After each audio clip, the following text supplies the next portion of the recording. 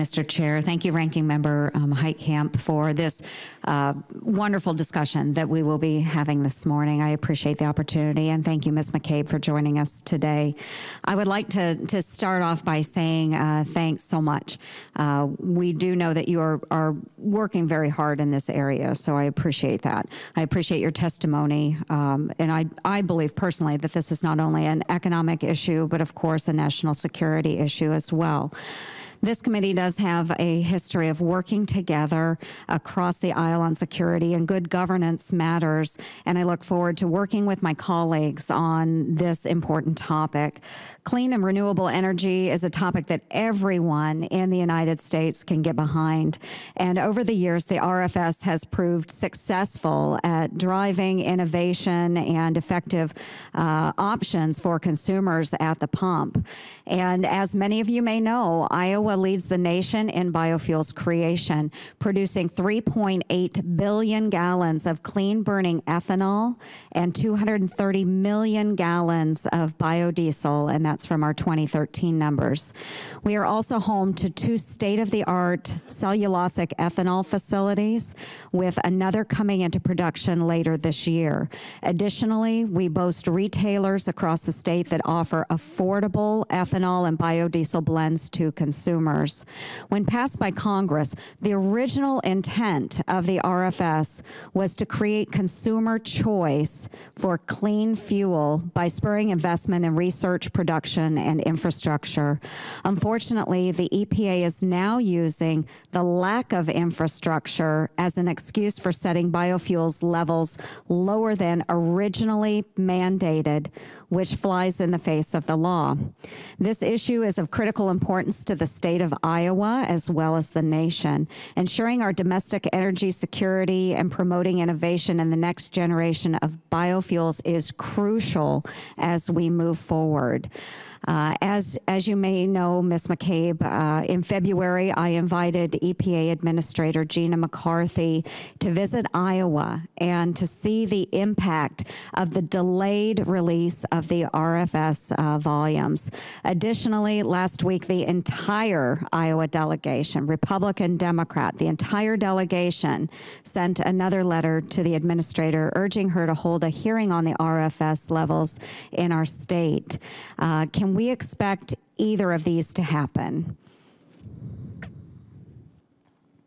Thank you, Senator. I can't speak for the administrator's schedule, but I can certainly take back to her that you raised this morning, and her office can respond. Thank you. Yep.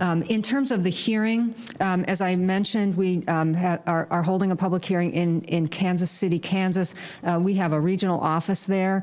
There's great interest in this issue across the country, and it's always a challenge for us to choose the location of the limited number of hearings that we're able to have. And in this case, we felt that having a hearing in Kansas City was well located for many states that are very interested in this issue, and we have the support of our local office there. And we have, as of yesterday, I think we had about 250 people signed up, including a number of people from Iowa. So we'll look forward to a very good attendance and robust attendance there. Thank you. And if you would just please emphasize to her that that is an open invitation, because we do want to see the EPA administrator in Iowa to just experience some of the difficulties we have had with the lack of action on part of the EPA.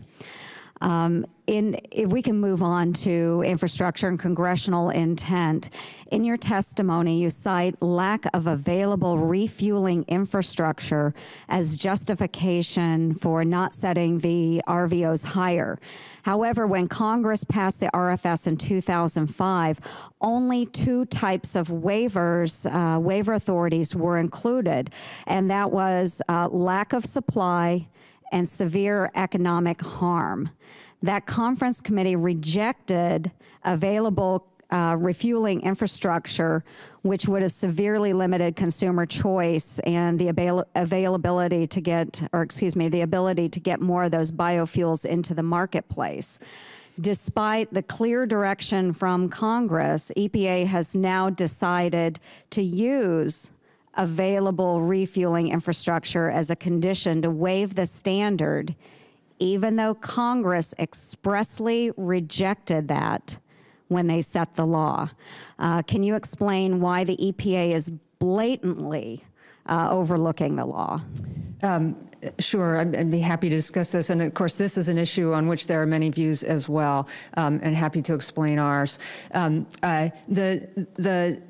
The language in the statute, as you observe, gives two reasons for EPA to waive the standards. And the one that we're looking at here is the one that says inadequate domestic supply. And I understand that there is some activity, there was activity in finalizing those words. But in fact, those words are very simple in the statute and do not explicitly say exactly what that means.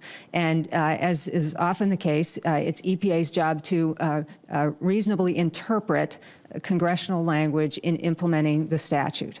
We lay this out at some length in our proposal, and be happy to share that with you if you haven't seen it. But the bottom line, Senator, is that our interpretation of that term is that Congress intended for these fuels not only to be produced, but to be used. That is where the value in greenhouse gas reduction and diverse energy supply, and as you say, consumer choice comes.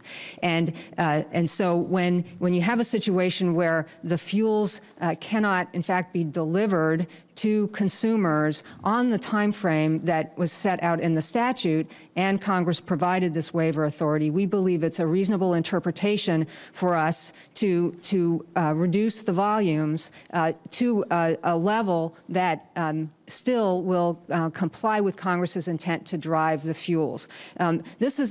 This was a big thing that Congress did in the RFS. It was calling for big and significant change. And the program stretches out over a number of years. And in order to change a system in this dramatic a way, it is taking time. And we believe that looking over the history of this program in the last few years and what we can project forward to set the standards at the statutory volumes would simply not be appropriate. There is too far a way to go. Mm-hmm. And so the waiver provision is there for EPA to use in its considered judgment to set ambitious but responsible levels.